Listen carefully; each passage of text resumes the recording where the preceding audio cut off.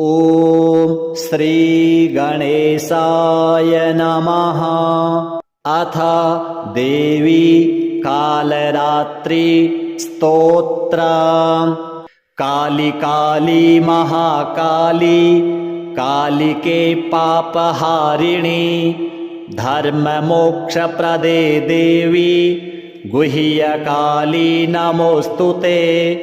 संग्रामे विजयं देहि धनं देहि सदा गृहे धर्मकामार्थसम्पत्तिं देहि काली नमोऽस्तुते। उल्कामुखी ललज्जिह्वे घोररावे भगप्रिये श्मशानवासिनी प्रेते शवमांसप्रिये नघे अरण्ये चारिणि शिवे कुलद्रव्यमयीश्वरी प्रसन्ना भव देवेशि भक्तस्य मम कालिके। शुभानि सन्तु कौलानां नश्यन्तु द्वेषकारकाः निद्राकराक्षयं पान्तु ये च हास्य प्रकुर्वते। ये द्विषन्ति जुगुप्सन्ते ये निन्दन्ति हसन्ति ये सूयन्ते च शङ्कन्ते मिथ्येति प्रवदन्ति ये ते डाकिनी मुखे यान्तु सदारसुतबान्धवाः। पिबत्वं शोणितं तस्य चामुण्डा मांसमत्तु च आस्थीनि चर्वयन्त्वस्य योगिनी भैरवी गणाः। या निन्दागमतन्त्रादौ या शक्तिषु कुलेषु या कुलमार्गेषु या निन्दा सा निन्दा तव कालिके। त्वन्निन्दाकारिणां शास्त्री त्वमेव परमेश्वरी। न वेदं न तपोदानं नोपवासादिकं व्रतं चान्द्रायणादिकृच्छं च न किञ्चिन्मानयाम्यहं। किन्तु त्वच्चरणाम्भोज सेवां जाने शिवाज्ञया। त्वदर्चा कुर्वतो देवी निन्दापि सफला मम। राज्यं तस्य प्रतिष्ठा च लक्ष्मीस्तस्य सदा स्थिरा। तस्य प्रभुत्वं सामर्थ्यं यस्य त्वं मस्तकोपरि। धन्योऽहं कृतकृत्योऽहं सफलं जीवितं मम। यस्य त्वच्चरणद्वन्द्वे मनो निविशते सदा। दैत्याः विनाशमायान्तु क्षयं यान्तु च दानवाः। नश्यन्तु प्रेतकूष्माण्डा राक्षसा असुरास्तथा। पिशाचभूतवेतालां क्षेत्रपाला विनायकाः गुह्यकाः घोणकाश्चैव विलीयन्ता सहस्रधा। भारुण्डा जम्भकाः स्कान्दाः प्रमथाः पितरस्तथा। योगिन्यो मातरश्चापि डाकिन्यः पूतनास्तथा। भस्मीभवन्तु सपदि त्वत्प्रसादात् सुरेश्वरी। दिवाचरा रात्रिचरा ये च सन्ध्याचरा अपि। शाखाचरा वनचराः कन्दरा शैलचारिणः। द्वेष्टारो ये जलचरा गुहाबिलचरा अपि। स्मरणादेव ते सर्वे खण्डखण्डा भवन्तु ते। सर्पानागा यातु धाना दस्यु मायाविनस्तथा। हिंसकाः विद्विषो निन्दा कराये कुलदूषकाः।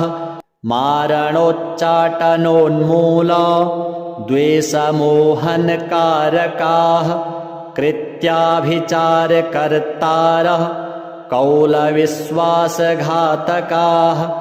त्वत्प्रसादाञ्जगद्धात्री निधनं यान्तु तेऽखिलाः नवग्रहाः सतिथयो नक्षत्राणि च राशयः सङ्क्रान्तयोऽब्दामासाश्च ऋतवो द्वे तथायने कलाकाष्ठामुहूर्ताश्च पक्षाहोरात्रयस्तथा मन्वन्तराणि कल्पाश्च युगानि युगसन्धयः देवलोकाः लोकपालाः पितरो वह्नयस्तथा अध्वरानिधयो वेदाः पुराणागमसंहिता एते मया कार्तिता ये चान्येनानुकीर्तिताः आज्ञया गुह्यकाल्यास्ते मम कुर्वन्तु मङ्गलम् भवन्तु सर्वदा सौम्याः सर्वकालं सुखावहाः आरोग्यं सर्वदा मेस्तु युद्धे चैवापराजयः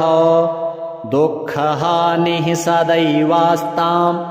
विघ्ननाशः पदे पदे अकालमृत्युदारिद्र्यं बन्धनं नृपतेर्भयं गुह्यकाल्याः प्रसादेन न कदापि भवेन्मम सन्त्वेन्द्रियाणि सुस्थानि शान्तिः कुशलमस्तु मे वाञ्छाप्तिर्मनसः सौख्यं कल्याणं सुप्रजास्तथा बलं वित्तं यशः कान्ति वृद्धिर्विद्या महोदयः दीर्घायुर्प्रधृष्यत्वं वीर्यं सामर्थ्यमेव च विनाशो द्वेषकर्तॄणां कौलिकानां महोन्नतिः जायतां शान्तिपाठेन कुलवर्त्मधृतात्मनां श्रीकालरात्रि देव्यार्पणमस्तु। काली काली महाकाली कालिके पापहारिणी धर्ममोक्षप्रदे देवी गुह्यकाली नमोऽस्तु ते संग्रामे विजयं देहि धनं देहि सदा गृहे धर्मकामार्थसम्पत्तिं देहि काली नमोऽस्तु ते उल्कामुखी ललज्जिह्वे घोररावे भगप्रिये श्मशानवासिनी प्रेते शवमांसप्रिये नघे अरण्ये चारिणि शिवे कुलद्रव्यमयीश्वरी प्रसन्ना भव देवेशि भक्तस्य मम कालिके शुभानि सन्तु कौलानां नश्यन्तु द्वेषकारकाः निद्राकराक्षयं पान्तु ये च हास्य प्रकुर्वते ये द्विषन्ति जुगुप्सन्ते ये निन्दन्ति हसन्ति ये सूयन्ते च शङ्कन्ते मिथ्येति प्रवदन्ति ये ते डाकिनी मुखे यान्तु सदारसुतबान्धवाः पिबत्वं शोणितं तस्य चामुण्डा मांसमत्तु च आस्थीनि चर्वयन्त्वस्य योगिनी भैरवीगणाः या निन्दागमतन्त्रादौ या शक्तिषु कुलेषु या कुलमार्गेषु या निन्दा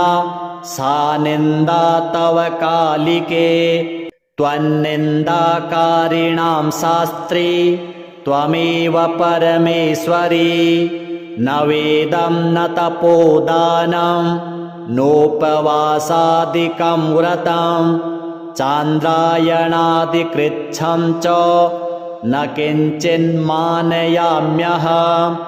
किन्तु त्वच्चरणाम्भोज सेवां जाने शिवाज्ञया त्वदर्चा कुर्वतो देवी निन्दापि सफला मम राज्यं तस्य प्रतिष्ठा च लक्ष्मीस्तस्य सदा स्थिरा तस्य प्रभुत्वं सामर्थ्यं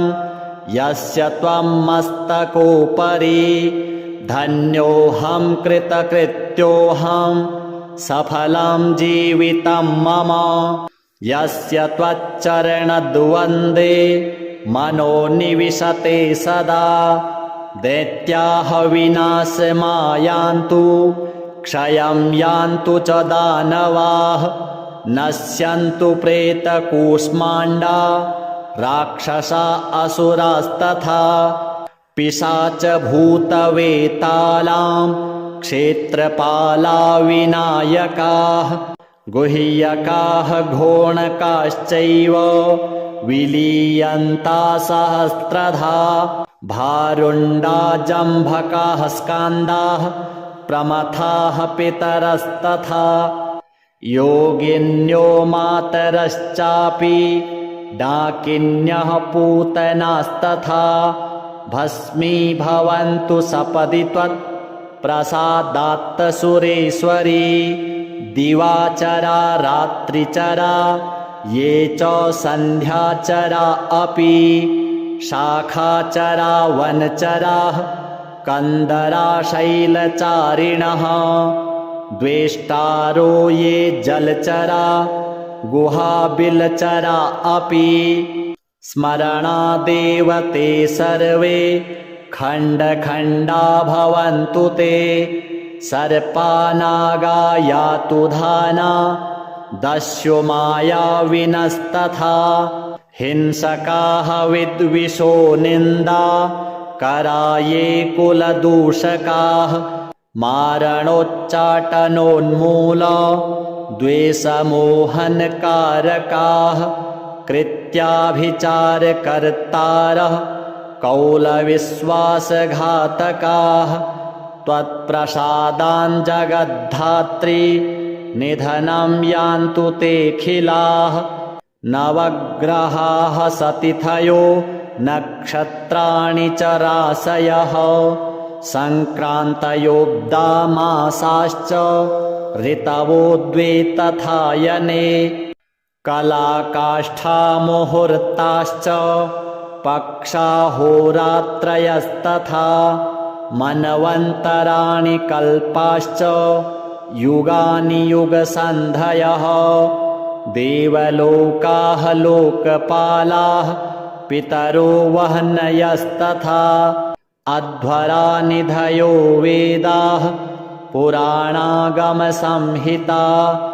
एते मया कार्तिताये ये चान्येनानुकीर्तिताः आज्ञया गुह्यकाल्यास्ते मम कुर्वन्तु मङ्गलम् भवन्तु सर्वदा सौम्याः सर्वकालं सुखावहाः आरोग्यं सर्वदा मेस्तु युद्धे चैवापराजयः दुःखहानिः सदैवास्तां विघ्ननाशः पदे पदे अकालमृत्युदारिद्र्यं बन्धनं नृपतेर्भयं गुह्यकाल्याः प्रसादेन न कदापि भवेन्मम सन्त्वेन्द्रियाणि सुस्थानि शान्तिः कुशलमस्तु मे वाञ्छाप्तिर्मनसः सौख्यं कल्याणं सुप्रजास्तथा बलं विक्तं यशः कान्ति वृद्धिर्विद्या महोदयः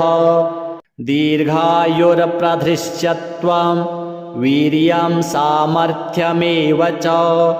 विनाशो द्वेषकर्तॄणां कौलिकानां महोन्नतिः जायतां शान्तिपाठेन कुलवर्त्मधृतात्मनां श्रीकालरात्रि देव्यार्पणमस्तु। काली काली महाकाली कालिके पापहारिणी धर्ममोक्षप्रदे देवी गुह्यकाली नमोऽस्तुते। संग्रामे विजयं देहि धनं देहि सदा गृहे धर्मकामार्थसम्पत्तिं देहि काली नमोऽस्तुते। उल्कामुखी ललज्जिह्वे घोररावे भगप्रिये श्मशानवासिनी प्रेते शवमांसप्रिये नघे अरण्ये चारिणि शिवे कुलद्रव्यमयीश्वरी प्रसन्ना भव देवेशि भक्तस्य मम कालिके। शुभानि सन्तु कौलानां नश्यन्तु द्वेषकारकाः निद्राकराक्षयं पान्तु ये च हास्य प्रकुर्वते ये द्विषन्ति जुगुप्सन्ते ये निन्दन्ति हसन्ति ये सूयन्ते च शङ्कन्ते मिथ्येति प्रवदन्ति ये ते डाकिनी मुखे यान्तु सदारसुतबान्धवाः पिबत्वं शोणितं तस्य चामुण्डा मांसमत्तु च आस्थीनि चर्वयन्त्वस्य योगिनी भैरवी गणाः या निन्दागमतन्त्रादौ या शक्तिषु कुलेषु या कुलमार्गेषु या निन्दा सा निन्दा तव कालिके। त्वन्निन्दाकारिणां शास्त्री त्वमेव परमेश्वरी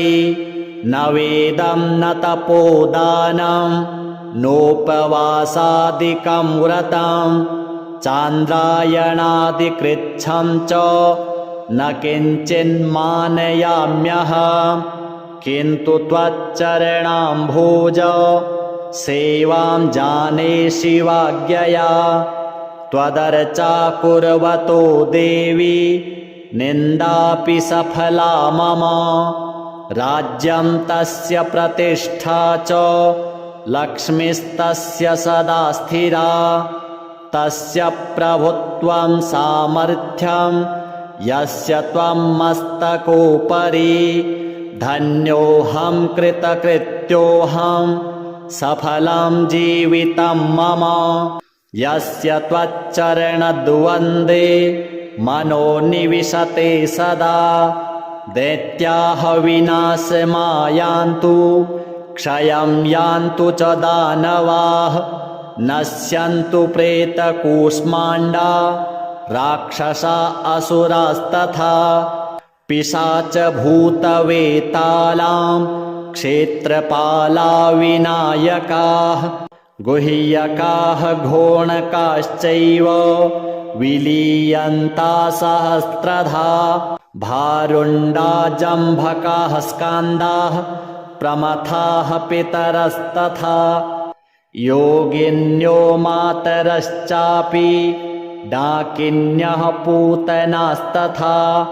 भस्मीभवन्तु सपदि त्वत्प्रसादात्तसुरेश्वरी दिवाचरा रात्रिचरा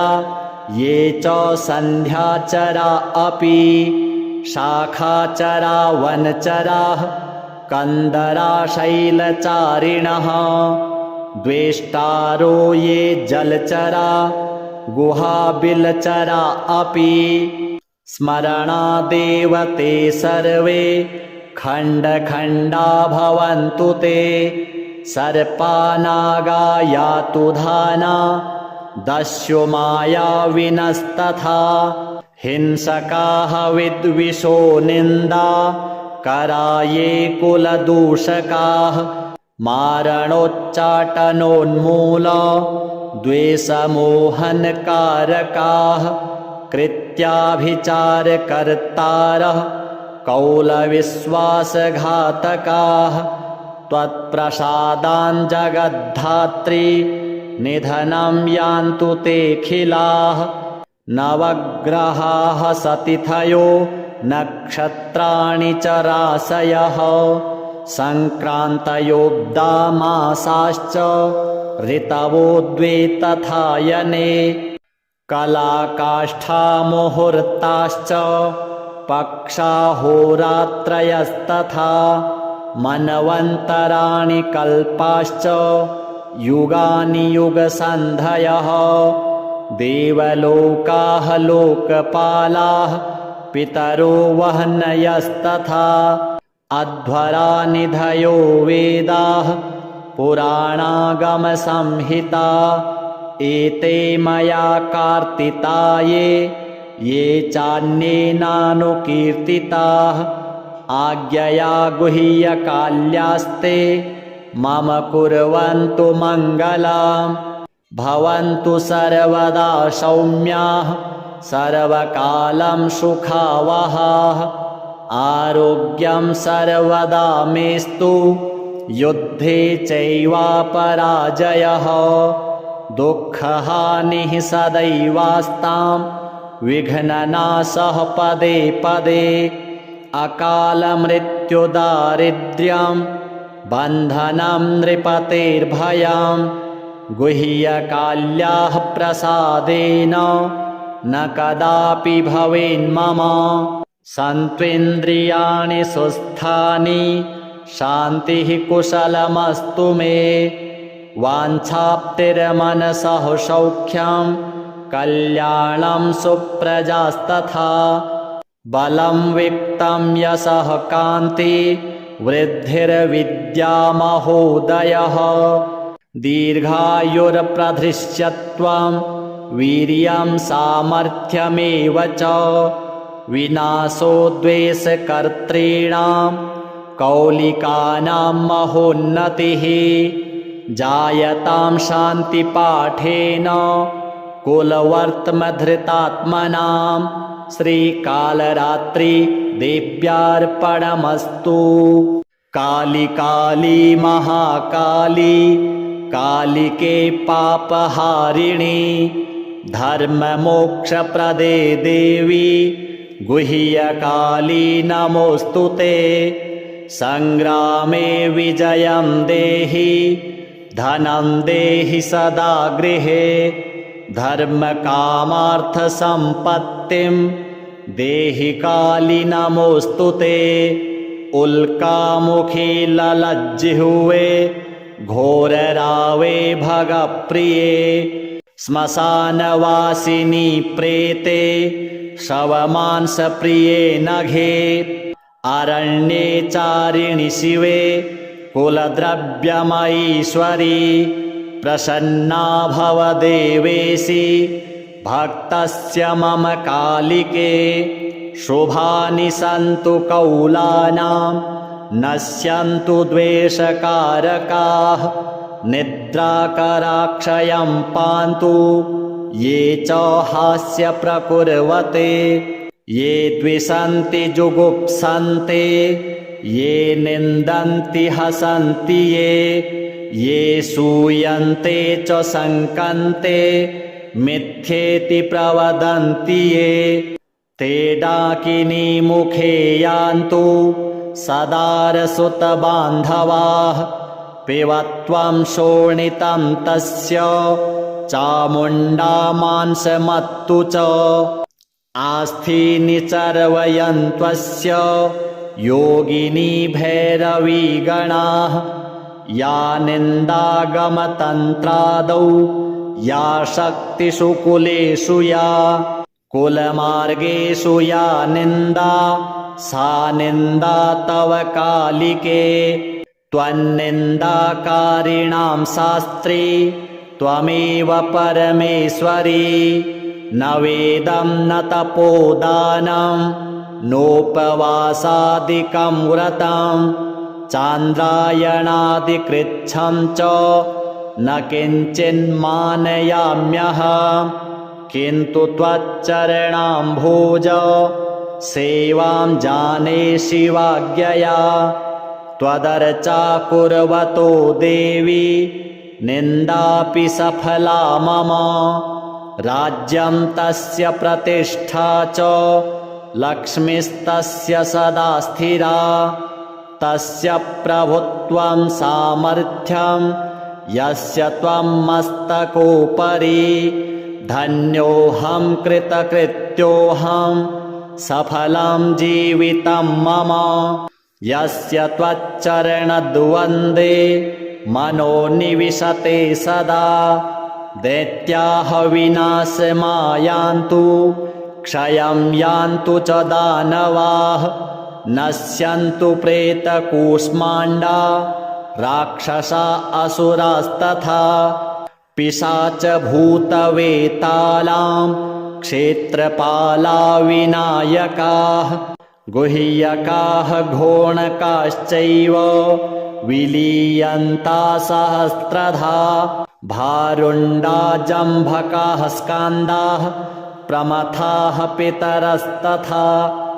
योगिन्यो मातरश्चापि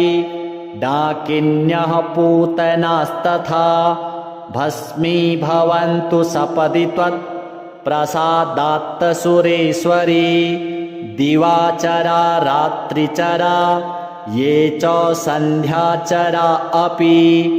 शाखाचरा वनचराः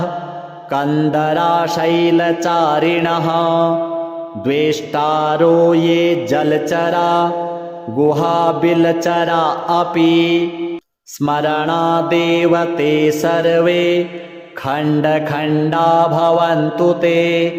सर्पानागा यातु धाना दस्यु मायाविनस्तथा हिंसकाः विद्विषो निन्दा कराये कुलदूषकाः मारणोच्चाटनोन्मूल द्वेषमोहनकारकाः कृत्याभिचारकर्तारः कौलविश्वासघातकाः त्वत्प्रसादाञ्जगद्धात्री निधनं यान्तु तेऽखिलाः नवग्रहाः सतिथयो नक्षत्राणि च राशयः सङ्क्रान्तयोऽब्दामासाश्च ऋतवो द्वे तथायने कलाकाष्ठामुहूर्ताश्च पक्षाहोरात्रयस्तथा मन्वन्तराणि कल्पाश्च युगानि युगसन्धयः देवलोकाः लोकपालाः पितरो वह्नयस्तथा अध्वरा निधयो वेदाः पुराणागमसंहिता एते मया कार्तिता ये चान्येनानुकीर्तिताः आज्ञया गुह्यकाल्यास्ते मम कुर्वन्तु मङ्गलम् भवन्तु सर्वदा सौम्याः सर्वकालं सुखावहाः आरोग्यं सर्वदा मेस्तु युद्धे चैवापराजयः दुःखहानिः सदैवास्तां विघ्ननाशः पदे पदे अकालमृत्युदारिद्र्यं बन्धनं नृपतेर्भयं गुह्यकाल्याः प्रसादेन न कदापि भवेन्मम सन्त्वेन्द्रियाणि सुस्थानि शान्तिः कुशलमस्तु मे वाञ्छाप्तिर्मनसः सौख्यं कल्याणं सुप्रजास्तथा बलं विक्तं यशः कान्ति वृद्धिर्विद्यामहोदयः दीर्घायुर्प्रधृष्यत्वं वीर्यं सामर्थ्यमेव च विनाशो द्वेषकर्तॄणां कौलिकानां महोन्नतिः जायतां शान्तिपाठेन कुलवर्त्मधृतात्मनां श्रीकालरात्रि देव्यार्पणमस्तु। काली काली महाकाली कालिके पापहारिणी धर्ममोक्षप्रदे देवी गुह्यकाली नमोऽस्तु ते सङ्ग्रामे विजयं देहि धनं देहि सदा गृहे धर्मकामार्थसम्पत्तिं देहि काली नमोऽस्तु ते उल्कामुखी ललज्जिह्वे घोररावे भगप्रिये श्मशानवासिनी प्रेते शवमांसप्रिये नघे अरण्ये चारिणि शिवे कुलद्रव्यमयीश्वरी प्रसन्ना भव देवेशि भक्तस्य मम कालिके शुभानि सन्तु कौलानां नश्यन्तु द्वेषकारकाः निद्राकराक्षयं पान्तु ये च हास्य प्रकुर्वते ये द्विषन्ति जुगुप्सन्ते ये निन्दन्ति हसन्ति ये सूयन्ते च शङ्कन्ते मिथ्येति प्रवदन्ति ये ते डाकिनी मुखे यान्तु सदारसुतबान्धवाः पिबत्वं शोणितं तस्य चामुण्डा मांसमत्तु च आस्थीनि चर्वयन्त्वस्य योगिनी भैरवीगणाः या निन्दागमतन्त्रादौ या शक्तिषु कुलेषु या कुलमार्गेषु या निन्दा सा निन्दा तव कालिके त्वन्निन्दाकारिणां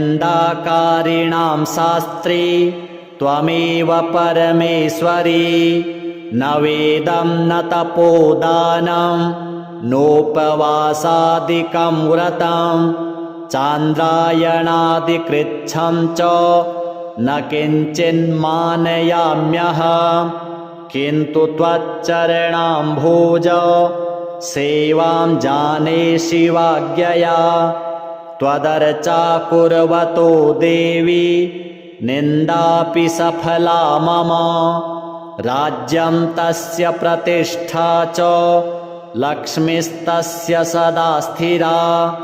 तस्य प्रभुत्वं सामर्थ्यं यस्य त्वं मस्तकोपरि धन्योऽहं कृतकृत्योऽहं सफलं जीवितं मम यस्य त्वच्चरणद्वन्द्वे मनो निविशते सदा दैत्याः विनाशमायान्तु क्षयं यान्तु च दानवाः नश्यन्तु प्रेतकूष्माण्डा राक्षसा असुरास्तथा पिशाचभूतवेतालां क्षेत्रपाला विनायकाः गुह्यकाः घोणकाश्चैव विलीयन्ता सहस्रधा भारुण्डा जम्भकाः स्कान्दाः प्रमथाः पितरस्तथा योगिन्यो मातरश्चापि डाकिन्यः पूतनास्तथा भस्मीभवन्तु सपदि त्वत्प्रसादात्तसुरेश्वरी दिवाचरा रात्रिचरा ये च सन्ध्याचरा अपि शाखाचरा वनचराः कन्दरा शैलचारिणः द्वेष्टारो ये जलचरा गुहाबिलचरा अपि स्मरणादेव ते सर्वे खण्डखण्डा भवन्तु ते सर्पानागा यातु धाना दस्यु मायाविनस्तथा हिंसकाः विद्विषो निन्दा कराये कुलदूषकाः मारणोच्चाटनोन्मूल द्वेषमोहनकारकाः कृत्याभिचारकर्तारः कौलविश्वासघातकाः त्वत्प्रसादान् जगद्धात्री निधनं यान्तु तेऽखिलाः नवग्रहाः सतिथयो नक्षत्राणि च राशयः सङ्क्रान्तयोऽब्दामासाश्च ऋतवो द्वे तथायने कलाकाष्ठामुहूर्ताश्च पक्षाहोरात्रयस्तथा मन्वन्तराणि कल्पाश्च युगानि युगसन्धयः देवलोकाः लोकपालाः पितरो वह्नयस्तथा अध्वरानिधयो वेदाः पुराणागमसंहिता एते मया कार्तिता ये चान्येनानुकीर्तिताः आज्ञया गुह्यकाल्यास्ते मम कुर्वन्तु मङ्गलम् भवन्तु सर्वदा सौम्याः सर्वकालं सुखावहाः आरोग्यं सर्वदा मेस्तु युद्धे चैवापराजयः दुःखहानिः सदैवास्तां विघ्ननाशः पदे पदे अकालमृत्युदारिद्र्यं बन्धनं नृपतेर्भयं गुह्यकाल्याः प्रसादेन न कदापि भवेन्मम सन्त्वेन्द्रियाणि सुस्थानि शान्तिः कुशलमस्तु मे वाञ्छाप्तिर्मनसः सौख्यं कल्याणं सुप्रजास्तथा बलं वित्तं यशः कान्ति वृद्धिर्विद्यामहोदयः दीर्घायुर्प्रधृष्यत्वं वीर्यं सामर्थ्यमेव च विनाशो द्वेषकर्तॄणां कौलिकानां महोन्नतिः जायतां शान्तिपाठेन कुलवर्त्मधृतात्मनां श्रीकालरात्रि देव्यार्पणमस्तु। काली काली महाकाली कालिके पापहारिणी धर्ममोक्षप्रदे देवी गुह्यकाली नमोऽस्तु ते संग्रामे विजयं देहि धनं देहि सदा गृहे धर्मकामार्थसम्पत्तिं देहि काली नमोऽस्तु ते उल्कामुखी ललज्जिह्वे घोररावे भगप्रिये श्मशानवासिनी प्रेते शवमांसप्रिये नघे अरण्ये चारिणि शिवे कुलद्रव्यमयीश्वरी प्रसन्ना भव देवेशि भक्तस्य मम कालिके शुभानि सन्तु कौलानां नश्यन्तु द्वेषकारकाः निद्राकराक्षयं पान्तु ये च हास्यप्रकुर्वते ये द्विषन्ति जुगुप्सन्ते ये निन्दन्ति हसन्ति ये सूयन्ते च शङ्कन्ते मिथ्येति प्रवदन्ति ये ते डाकिनी मुखे यान्तु सदारसुतबान्धवाः पिबत्वं शोणितं तस्य चामुण्डा मांसमत्तु च आस्थीनि चर्वयन्त्वस्य योगिनी भैरवीगणाः या निन्दागमतन्त्रादौ या शक्तिषु कुलेषु या कुलमार्गेषु या निन्दा सा निन्दा तव कालिके त्वन्निन्दाकारिणां शास्त्री त्वमेव परमेश्वरी न वेदं न तपोदानं नोपवासादिकं व्रतं चान्द्रायणादिकृच्छं च न किञ्चिन्मानयाम्यहं किन्तु त्वच्चरणाम्भोज सेवां जाने शिवाज्ञया त्वदर्चा कुर्वतो देवी निन्दापि सफला मम राज्यं तस्य प्रतिष्ठा च लक्ष्मीस्तस्य सदा स्थिरा तस्य प्रभुत्वं सामर्थ्यं यस्य त्वं मस्तकोपरि धन्योऽहं कृतकृत्योऽहं सफलं जीवितं मम यस्य त्वच्चरणद्वन्द्वे मनो निविशते सदा दैत्याः विनाशमायान्तु क्षयं यान्तु च दानवाः नश्यन्तु प्रेतकूष्माण्डा राक्षसा असुरास्तथा पिशाचभूतवेतालां क्षेत्रपाला विनायकाः गुह्यकाः घोणकाश्चैव विलीयन्ता सहस्रधा भारुण्डा जम्भकाः स्कान्दाः प्रमथाः पितरस्तथा योगिन्यो मातरश्चापि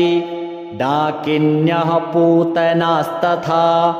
भस्मीभवन्तु सपदि त्वत्प्रसादात्तसुरेश्वरी दिवाचरा रात्रिचरा ये च सन्ध्याचरा अपि शाखाचरा वनचराः कन्दरा शैलचारिणः द्वेष्टारो ये जलचरा गुहाबिलचरा अपि स्मरणादेव ते सर्वे खण्डखण्डा भवन्तु ते सर्पानागा यातु धाना दस्यु मायाविनस्तथा हिंसकाः विद्विषो निन्दा कराये कुलदूषकाः मारणोच्चाटनोन्मूल द्वेषमोहनकारकाः कृत्याभिचारकर्तारः कौलविश्वासघातकाः त्वत्प्रसादाञ्जगद्धात्री निधनं यान्तु तेऽखिलाः नवग्रहाः सतिथयो नक्षत्राणि च राशयः सङ्क्रान्तयोऽब्दामासाश्च ऋतवो द्वे तथायने कलाकाष्ठामुहूर्ताश्च पक्षाहोरात्रयस्तथा मन्वन्तराणि कल्पाश्च युगानि युगसन्धयः देवलोकाः लोकपालाः पितरो वह्नयस्तथा अध्वरा निधयो वेदाः पुराणागमसंहिता एते मया कार्तिताये ये चान्येनानुकीर्तिताः आज्ञया गुह्यकाल्यास्ते मम कुर्वन्तु मङ्गलाम् भवन्तु सर्वदा सौम्याः सर्वकालं सुखावहाः आरोग्यं सर्वदा मेस्तु युद्धे चैवापराजयः दुःखहानिः सदैवास्तां विघ्ननाशः पदे पदे अकालमृत्युदारिद्र्यं बन्धनं नृपतेर्भयं गुह्यकाल्याः प्रसादेन न कदापि भवेन्मम सन्त्वेन्द्रियाणि सुस्थानि शान्तिः कुशलमस्तु मे वाञ्छाप्तिर्मनसः सौख्यं कल्याणं सुप्रजास्तथा बलं विक्तं यशः कान्ति वृद्धिर्विद्यामहोदयः दीर्घायुर्प्रधृष्यत्वं वीर्यं सामर्थ्यमेव च विनाशो द्वेषकर्तॄणां कौलिकानां महोन्नतिः जायतां शान्तिपाठेन कुलवर्त्मधृतात्मनां श्रीकालरात्रि देव्यार्पणमस्तु। काली काली महाकाली कालिके पापहारिणी धर्ममोक्षप्रदे देवी गुह्यकाली नमोऽस्तु ते। संग्रामे विजयं देहि धनं देहि सदा गृहे धर्मकामार्थसम्पत्तिं देहि काली नमोऽस्तु ते। उल्कामुखी ललज्जिह्वे घोररावे भगप्रिये श्मशानवासिनी प्रेते शवमांसप्रिये नघे अरण्ये चारिणि शिवे कुलद्रव्यमयीश्वरी प्रसन्ना भव देवेशि भक्तस्य मम कालिके शुभानि सन्तु कौलानां नश्यन्तु द्वेषकारकाः निद्राकराक्षयं पान्तु ये च हास्य प्रकुर्वते ये द्विषन्ति जुगुप्सन्ते ये निन्दन्ति हसन्ति ये सूयन्ते च शङ्कन्ते मिथ्येति प्रवदन्ति ये ते डाकिनी मुखे यान्तु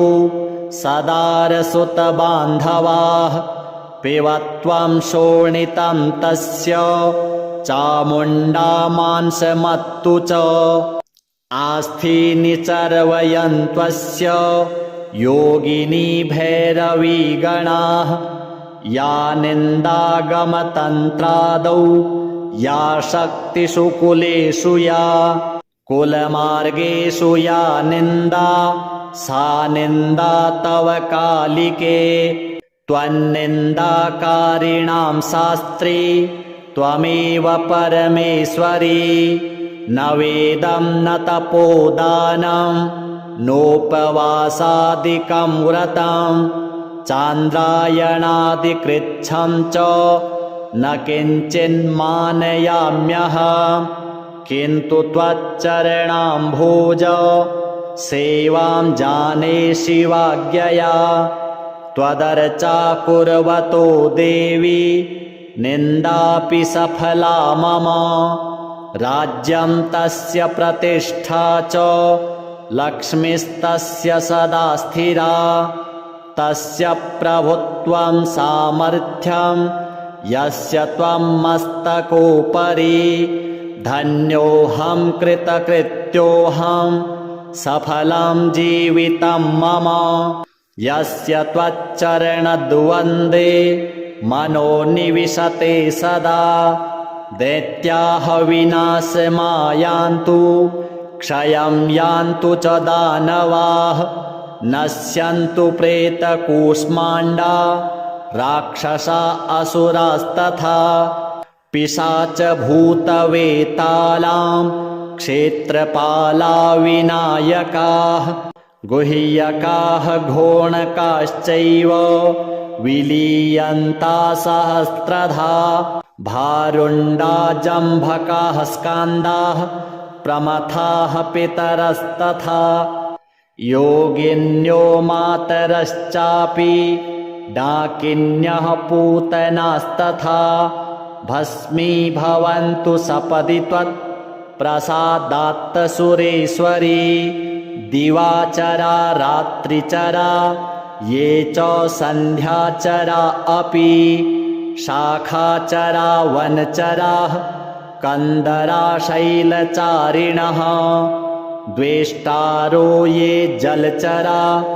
गुहाबिलचरा अपि स्मरणादेव ते सर्वे खण्डखण्डा भवन्तु ते सर्पानागा यातु धाना दस्यु मायाविनस्तथा हिंसकाः विद्विषो निन्दा कराये कुलदूषकाः मारणोच्चाटनोन्मूल द्वेषमोहनकारकाः कृत्याभिचारकर्तारः कौलविश्वासघातकाः त्वत्प्रसादान् जगद्धात्री निधनं यान्तु तेऽखिलाः नवग्रहाः सतिथयो नक्षत्राणि च राशयः सङ्क्रान्तयोऽब्धा मासाश्च ऋतवो द्वे तथायने कलाकाष्ठामुहूर्ताश्च पक्षाहोरात्रयस्तथा मन्वन्तराणि कल्पाश्च युगानि युगसन्धयः देवलोकाः लोकपालाः पितरो वह्नयस्तथा अध्वरानिधयो वेदाः पुराणागमसंहिता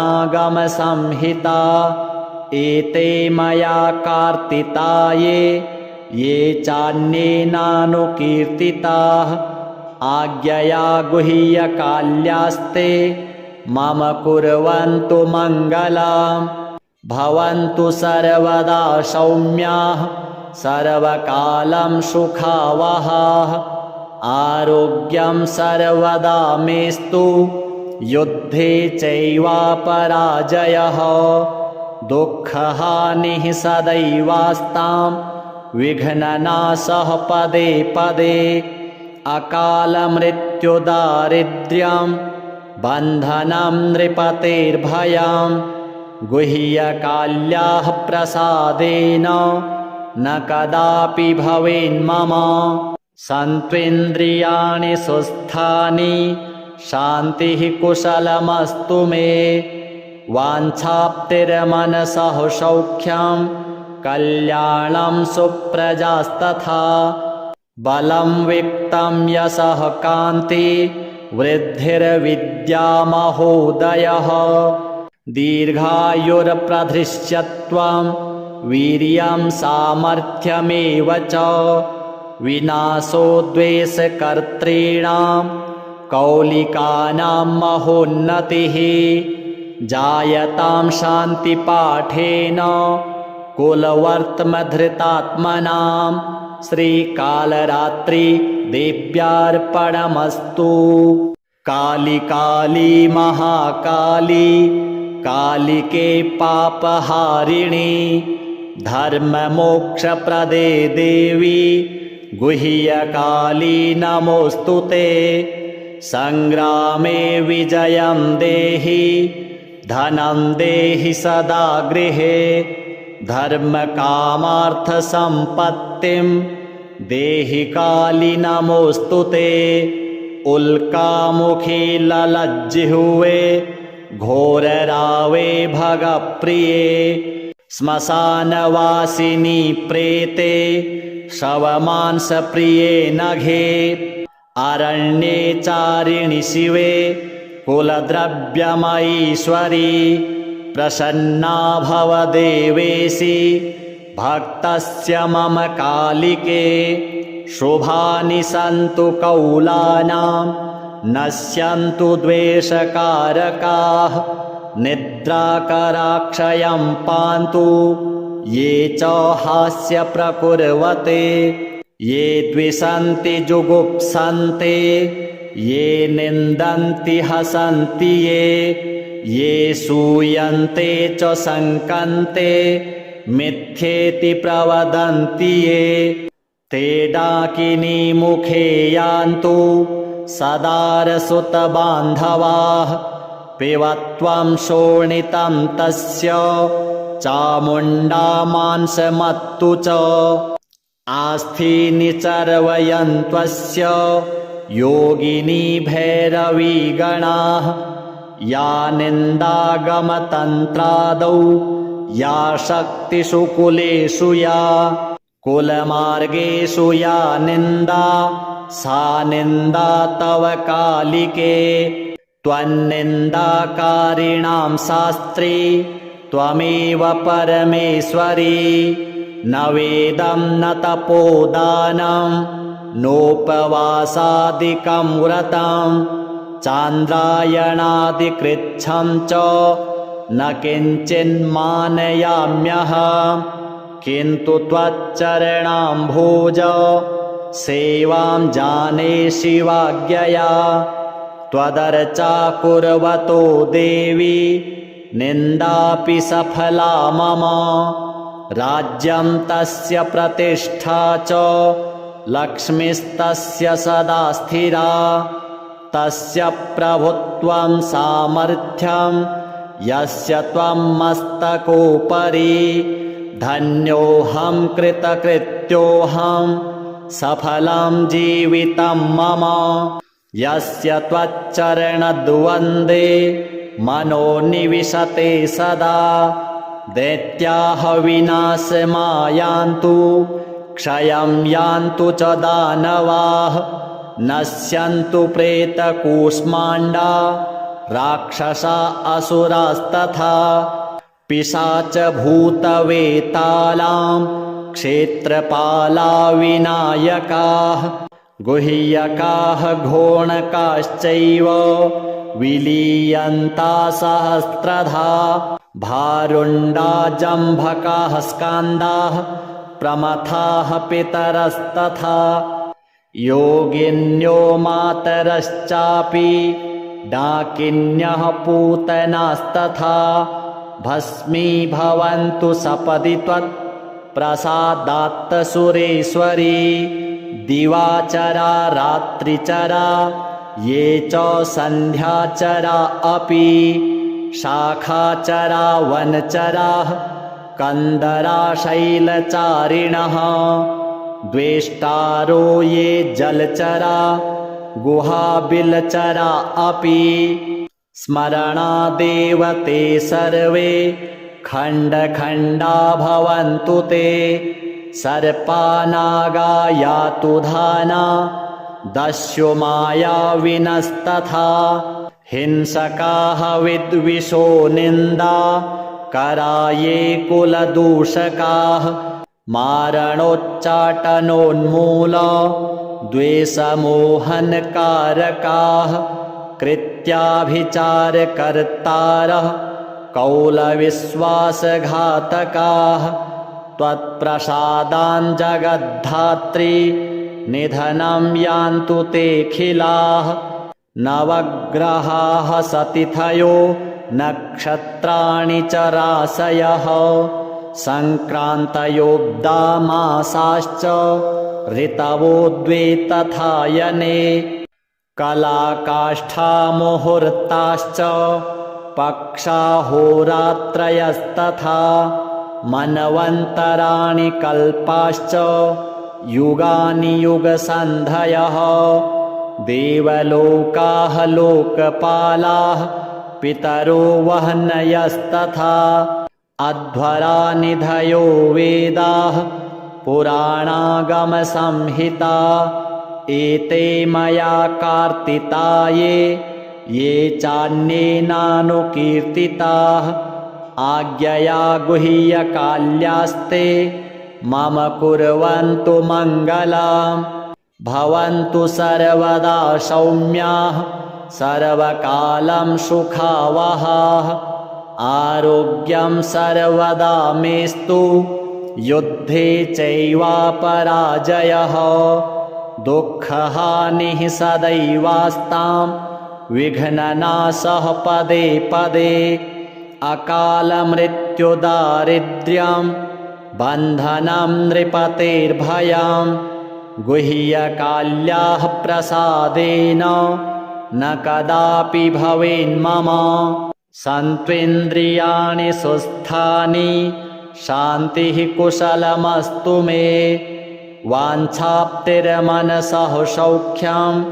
कल्याणं सुप्रजास्तथा बलं वित्तं यशः कान्ति वृद्धिर्विद्यामहोदयः दीर्घायुर्प्रधृष्यत्वं वीर्यं सामर्थ्यमेव च विनाशो द्वेषकर्तॄणां कौलिकानां महोन्नतिः जायतां शान्तिपाठेन कुलवर्त्मधृतात्मनां श्रीकालरात्रि देव्यार्पणमस्तु। काली काली महाकाली कालिके पापहारिणी धर्ममोक्षप्रदे देवी गुह्यकाली नमोऽस्तु ते। संग्रामे विजयं देहि धनं देहि सदा गृहे धर्मकामार्थसम्पत्तिं देहि काली नमोऽस्तु ते। उल्कामुखी ललज्जिह्वे घोररावे भगप्रिये श्मशानवासिनी प्रेते शवमांसप्रिये नघे अरण्ये चारिणि शिवे कुलद्रव्यमयीश्वरी प्रसन्ना भव देवेशि भक्तस्य मम कालिके शुभानि सन्तु कौलानां नश्यन्तु द्वेषकारकाः निद्राकराक्षयं पान्तु ये च हास्य प्रकुर्वते ये द्विषन्ति जुगुप्सन्ते ये निन्दन्ति हसन्ति ये सूयन्ते च शङ्कन्ते मिथ्येति प्रवदन्ति ये ते डाकिनी मुखे यान्तु सदारसुतबान्धवाः पिबत्वं शोणितं तस्य चामुण्डा मांसमत्तु च आस्थीनि चर्वयन्त्वस्य योगिनी भैरवीगणाः या निन्दागमतन्त्रादौ या शक्तिषु कुलेषु या कुलमार्गेषु या निन्दा सा निन्दा तव कालिके त्वन्निन्दाकारिणां शास्त्री त्वमेव परमेश्वरी न वेदं न तपोदानं नोपवासादिकं व्रतं चान्द्रायणादिकृच्छं च न किञ्चिन्मानयाम्यहम् किन्तु त्वच्चरणाम्भोज सेवां जाने शिवाज्ञया त्वदर्चा कुर्वतो देवी निन्दापि सफला मम राज्यं तस्य प्रतिष्ठा च लक्ष्मीस्तस्य सदा स्थिरा तस्य प्रभुत्वं सामर्थ्यं यस्य त्वं मस्तकोपरि धन्योऽहं कृतकृत्योऽहं सफलं जीवितं मम यस्य त्वच्चरणद्वन्द्वे मनो निविशते सदा दैत्याः विनाशमायान्तु क्षयं यान्तु च दानवाः नश्यन्तु प्रेतकूष्माण्डा राक्षसा असुरास्तथा पिशाचभूतवेतालां क्षेत्रपाला विनायकाः गुह्यकाः घोणकाश्चैव विलीयन्ता सहस्रधा भारुण्डा जम्भकाः स्कान्दाः प्रमथाः पितरस्तथा योगिन्यो मातरश्चापि डाकिन्यः पूतनास्तथा भस्मीभवन्तु सपदि त्वत्प्रसादात्तसुरेश्वरी दिवाचरा रात्रिचरा ये च सन्ध्याचरा अपि शाखाचरा वनचराः कन्दरा शैलचारिणः द्वेष्टारो ये जलचरा गुहाबिलचरा अपि स्मरणादेव ते सर्वे खण्डखण्डा भवन्तु ते सर्पानागा यातु धाना दस्यु मायाविनस्तथा हिंसकाः विद्विषो निन्दा कराये कुलदूषकाः मारणोच्चाटनोन्मूल द्वेषमोहनकारकाः कृत्याभिचारकर्तारः कौलविश्वासघातकाः त्वत्प्रसादान् जगद्धात्री निधनं यान्तु तेऽखिलाः नवग्रहाः सतिथयो नक्षत्राणि च राशयः सङ्क्रान्तयोऽब्धा मासाश्च ऋतवो द्वे तथायने कलाकाष्ठामुहूर्ताश्च पक्षाहोरात्रयस्तथा मन्वन्तराणि कल्पाश्च युगानि युगसन्धयः देवलोकाः लोकपालाः पितरो वह्नयस्तथा अध्वरानिधयो वेदाः पुराणागमसंहिता एते मया कार्तिताये ये चान्येनानुकीर्तिताः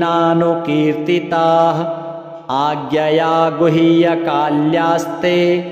मम कुर्वन्तु मङ्गलम् भवन्तु सर्वदा सौम्याः सर्वकालं सुखावहाः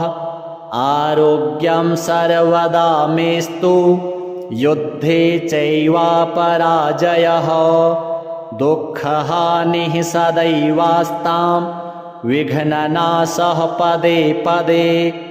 अकालमृत्युदारिद्र्यं बन्धनं नृपतेर्भयं गुह्यकाल्याः प्रसादेन न कदापि भवेन्मम सन्त्वेन्द्रियाणि सुस्थानि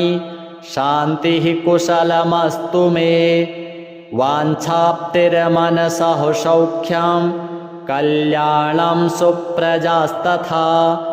बलं वित्तं यशः कान्ति वृद्धिर्विद्या महोदयः दीर्घायुर्प्रधृष्यत्वं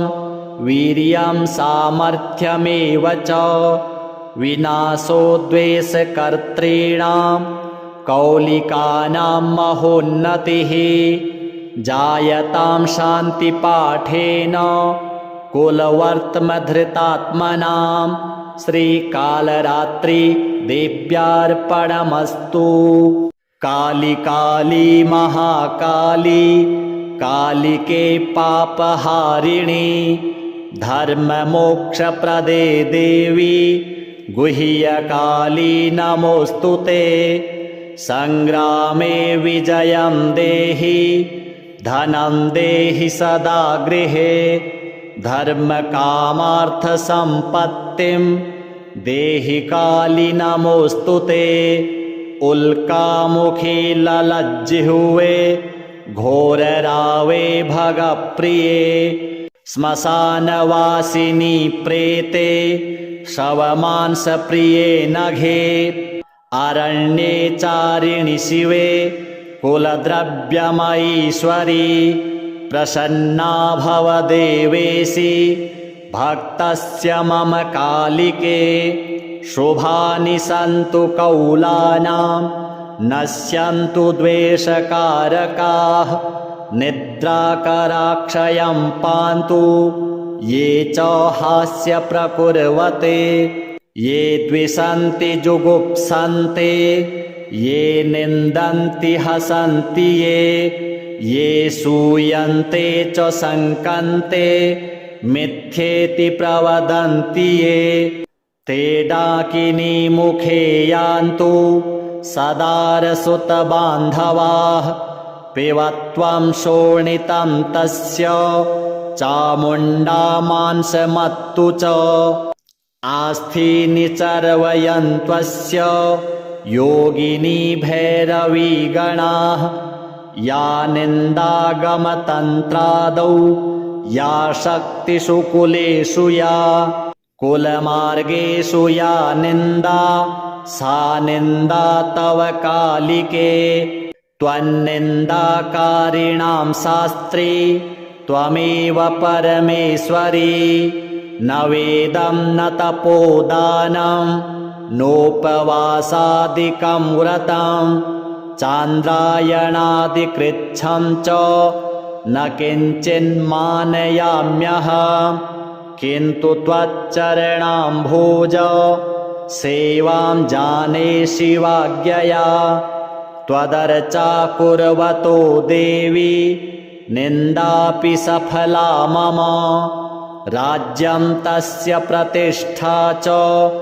लक्ष्मीस्तस्य सदा स्थिरा तस्य प्रभुत्वं सामर्थ्यं यस्य त्वं मस्तकोपरि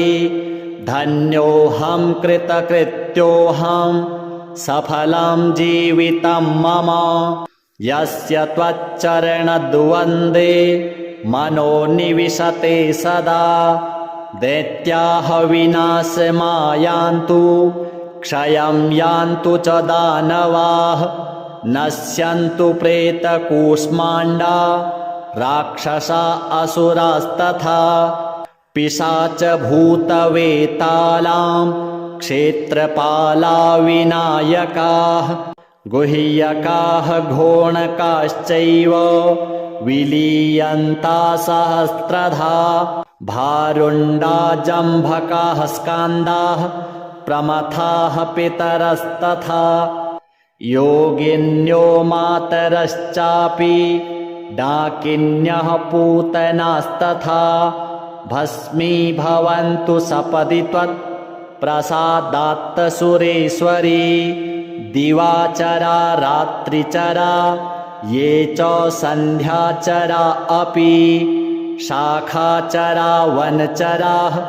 कन्दरा शैलचारिणः द्वेष्टारो ये जलचरा गुहाबिलचरा अपि स्मरणादेव ते सर्वे खण्डखण्डा भवन्तु ते सर्पानागा यातु धाना दस्यु मायाविनस्तथा हिंसकाः विद्विषो निन्दा कराये कुलदूषकाः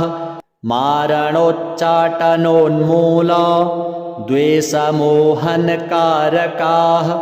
कृत्याभिचारकर्तारः कौलविश्वासघातकाः त्वत्प्रसादाञ्जगद्धात्री निधनं यान्तु तेऽखिलाः नवग्रहाः सतिथयो नक्षत्राणि च राशयः सङ्क्रान्तयोऽब्दामासाश्च ऋतवो द्वे तथायने कलाकाष्ठामुहूर्ताश्च पक्षाहोरात्रयस्तथा मन्वन्तराणि कल्पाश्च युगानि युगसन्धयः देवलोकाः लोकपालाः पितरो वह्नयस्तथा अध्वरानिधयो वेदाः पुराणागमसंहिता एते मया कार्तिता ये चान्येनानुकीर्तिताः आज्ञया गुह्यकाल्यास्ते मम कुर्वन्तु मङ्गलम् भवन्तु सर्वदा सौम्याः सर्वकालं सुखावहाः आरोग्यं सर्वदा मेस्तु युद्धे चैवापराजयः दुःखहानिः सदैवास्तां विघ्ननाशः पदे पदे अकालमृत्युदारिद्र्यं बन्धनं नृपतेर्भयं गुह्यकाल्याः प्रसादेन न कदापि भवेन्मम सन्त्वेन्द्रियाणि सुस्थानि शान्तिः कुशलमस्तु मे वाञ्छाप्तिर्मनसः सौख्यं कल्याणं सुप्रजास्तथा बलं वित्तं यशः कान्ति वृद्धिर्विद्यामहोदयः दीर्घायुर्प्रधृष्यत्वं वीर्यं सामर्थ्यमेव च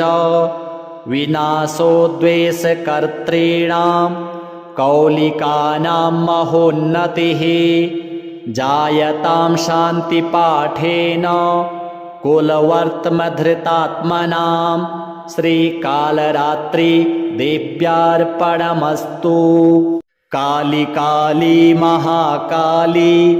कालिके पापहारिणी धर्ममोक्षप्रदे देवी गुह्यकाली नमोऽस्तु ते। संग्रामे विजयं देहि धनं देहि सदा गृहे धर्मकामार्थसम्पत्तिं देहि काली नमोऽस्तु ते। उल्कामुखी ललज्जिह्वे घोररावे भगप्रिये श्मशानवासिनी प्रेते शवमांसप्रिये नघे अरण्ये चारिणि शिवे कुलद्रव्यमयीश्वरी प्रसन्ना भव देवेशि भक्तस्य मम कालिके शुभानि सन्तु कौलानां नश्यन्तु द्वेषकारकाः निद्राकराक्षयं पान्तु ये च हास्यप्रकुर्वते ये द्विषन्ति जुगुप्सन्ते ये निन्दन्ति हसन्ति ये सूयन्ते च शङ्कन्ते मिथ्येति प्रवदन्ति ये ते डाकिनी मुखे यान्तु सदारसुतबान्धवाः पिबत्वं शोणितं तस्य चामुण्डा मांसमत्तु च आस्थीनि चर्वयन्त्वस्य योगिनी भैरवीगणाः या निन्दागमतन्त्रादौ या शक्तिषु कुलेषु या कुलमार्गेषु या निन्दा सा निन्दा तव कालिके त्वन्निन्दाकारिणां शास्त्री त्वमेव परमेश्वरी न वेदं न तपोदानं नोपवासादिकं व्रतं चान्द्रायणादिकृच्छं च न किञ्चिन्मानयाम्यहं किन्तु त्वच्चरणाम्भोज सेवां जाने शिवाज्ञया त्वदर्चा कुर्वतो देवी निन्दापि सफला मम राज्यं तस्य प्रतिष्ठा च लक्ष्मीस्तस्य सदा स्थिरा तस्य प्रभुत्वं सामर्थ्यं यस्य त्वं मस्तकोपरि धन्योऽहं कृतकृत्योऽहं सफलं जीवितं मम यस्य त्वच्चरणद्वन्द्वे मनो निविशते सदा दैत्याः विनाशमायान्तु क्षयं यान्तु च दानवाः नश्यन्तु प्रेतकूष्माण्डा राक्षसा असुरास्तथा पिशाचभूतवेतालां क्षेत्रपाला विनायकाः गुह्यकाः घोणकाश्चैव विलीयन्ता सहस्रधा भारुण्डा जम्भकाः स्कान्दाः प्रमथाः पितरस्तथा योगिन्यो मातरश्चापि डाकिन्यः पूतनास्तथा भस्मीभवन्तु सपदि त्वत्प्रसादात् सुरेश्वरी दिवाचरा रात्रिचरा ये च सन्ध्याचरा अपि शाखाचरा वनचराः कन्दरा शैलचारिणः द्वेष्टारो ये जलचरा गुहाबिलचरा अपि स्मरणादेव ते सर्वे खण्डखण्डा भवन्तु ते